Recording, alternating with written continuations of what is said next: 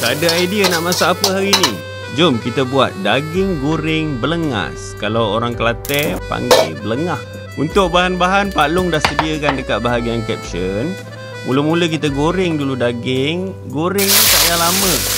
Sekejap je, agak-agak dia dah keluar air daging tu, terus angkat dan tapis. Sebab kita tak nak daging tu dry, kering. Goreng belengah ke. Lepas tu kita akan angkat, tumis bahan-bahan lain. Masukkan sos, garam, masukkan daging. Masak pun tak perlu lama, sekejap je, guna api yang kuat. Hidang lauk ni semata saja dengan nasi pun dah cukup boh. Nak buat pun senang, mudah dan ringkas. Tapi kalau nak mudah lagi, order dekat kedai je lah, lagi senang. Tapi nak buat pun tak susah mana. Jom kita bagi Mak Long tukang try. Bismillah.